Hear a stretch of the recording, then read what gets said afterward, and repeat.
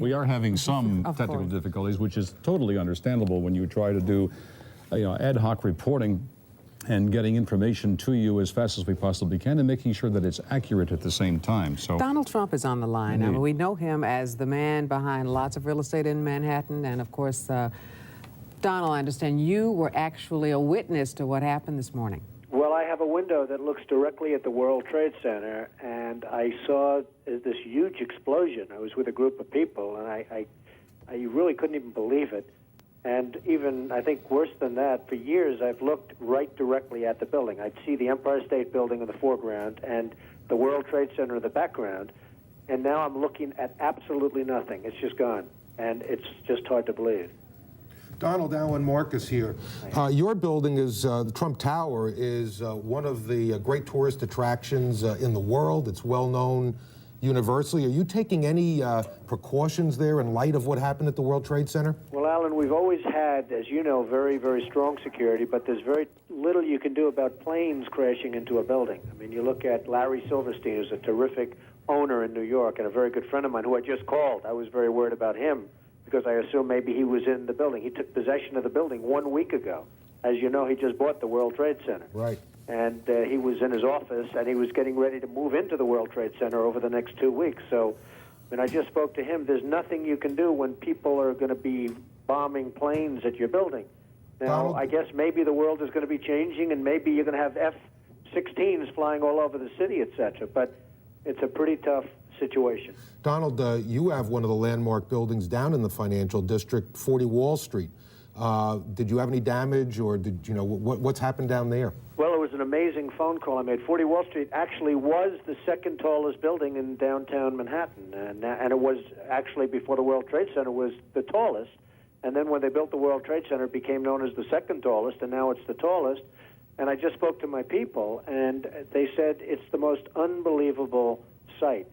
It's probably 7 or 8 blocks away from the World Trade Center, and yet Wall Street is littered with 2 feet of stone and brick and mortar and steel, and there are thousands of people walking over the debris over the Brooklyn Bridge, where they're sending them out over the Brooklyn Bridge to Brooklyn, and then I guess they're going to have to figure out how to get home from there. But they have between 1 foot and 2 feet of debris right in front of a building that's probably, you would say, Alan, 6 or 7 blocks away. Donald, this is Roland Smith. Hi, Roland. How you doing on this kind of day? At some point, we're going to put all this behind us. And you, as a visionary, particularly in New York real estate, what do you think that we ought to do as a city, as a people, when all of this when the mourning stops, when the dead are honored, and we've found out what caused it and maybe corrected it? What does the city need to do? Well, I guess the big thing that you really will have to do is never forget. You just can't forget that something like this happened. I was so disappointed when they closed the stock exchange, but of course, at some point, you had no choice, when they initially announced it was closing, because you want to just say, the hell with it, you're going forward, nothing's going to change. But the fact is, something has changed very dramatically. And I think one of the very sad things is going to be when you look at the skyline of New York, which has become so emblazoned in your own memory, and you look at the skyline of New York and you see these buildings, these 2 buildings, whether you love them or don't love them, they were a great part of the skyline. And then when you look at the skyline after 2001, and you're going to see a skyline without these 2 buildings, you're going to say, what happened? People won't believe it. When you show your children or your grandchildren in years to come what New York looked like in the year 2000, and then what New York looked like just a year later, they're going to say, what happened? Hey, Donald, it's hard to believe. In the year 2000, Donald, you considered running for president. If you had done that and if you had been successful, what do you think you'd be doing right now? Well, I'd be taking a very, very tough line, Alan. I mean, most people feel they know at least approximately the group of people that did this and where they are. But, boy, would you have to take a hard line on this. This just can't be tolerated, and it's got to be very, very stern. This is, as you and I were discussing before, Alan, this was probably worse than Pearl Harbor. Many more people are dead, and they don't know. They have no idea, but I have somebody that was down there who witnessed at least 10 people jumping out of the building from 70 and 80 stories up in the air. I mean, you probably have 25 or 30,000 is the number I've heard, but I would think would be much more than that. I think the most of the damage will be caused not by even in the building in terms of the people dead, but by the people on the streets from falling debris. Donald, you're probably the best known builder, particularly of great buildings in the city. There's a great deal of question about whether or not the damage and the ultimate destruction of the buildings was caused by the airplanes, by architectural defect, or possibly by bombs or aftershocks. Do you have any thoughts on that? Well, it was an architectural defect. You know, the World Trade Center was always known as a very, very strong building. Don't forget, that took a big bomb in the basement. Now, the basement is the most vulnerable place because that's your foundation, and it withstood that. And I got to see that area about 3 or 4 days after it took place because one of my structural engineers actually took me for a tour because he did the building. And I said, I can't believe it. The building was standing solid, and half of the columns were blown out. I mean, so this was an unbelievably powerful building. If you know anything about structure, it was one of the first buildings that was built from the outside. The steel, the reason the World Trade Center had such narrow windows is that in between all the windows, you had the steel on the outside. So you had the steel on the outside of the building. That's why when I first looked, and you had big, heavy I-beams, when I first looked at it, I couldn't believe it because there was a hole in the steel. And this is steel that was, you remember the width of the windows in the World Trade Center, folks. I think you know, if you were ever up there, they were quite narrow. And in between was this heavy steel. I said, how could a plane, even a 767 or 747 or whatever it might have been, how could it possibly go through the steel?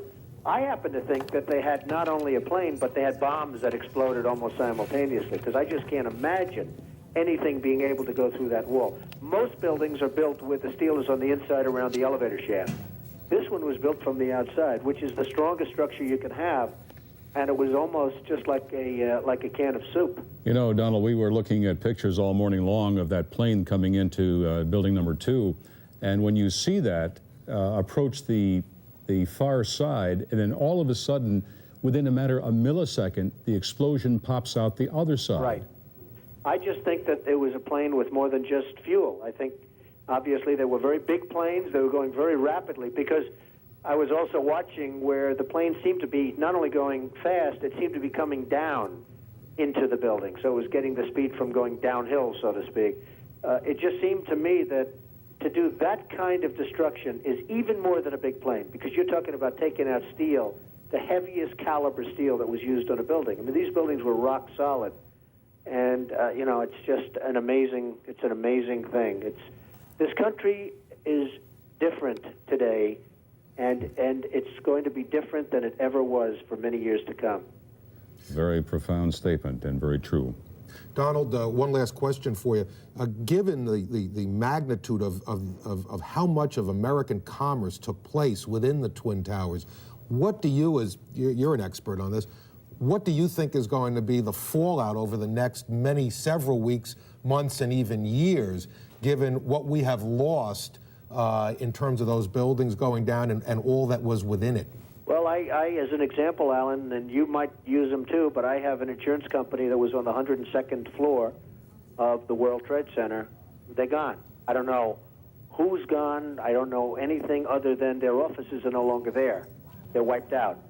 The Morgan Stanley Group, you know, Morgan Stanley, a big, powerful firm, they had 50 stories in the building, gone. I mean, you're talking about some firms that are just gone. Now, Morgan Stanley, in that case, had a lot of its offices in Midtown, and they had about half downtown. Morgan Stanley's a big, powerful firm. They're gone.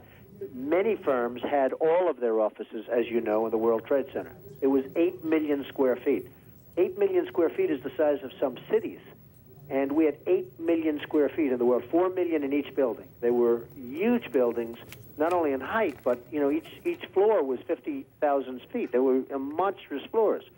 Each floor was almost a city in itself, and they had 110 floors or so. So, you know, many firms that were easily recognizable for those of us in the financial worlds, for those of us that read the papers and see the financial pages, they're going to be gone. I mean, they're just not going to exist anymore. They're gone. Donald Trump. Many of the people are gone with them. Donald Trump, thank you so very much for joining us. Thank you all. We really Good luck. appreciate it. Thank you. And Same you too. to you. You too. Our prayers are with everyone. Joanne Pileggi is going to bring us up to date.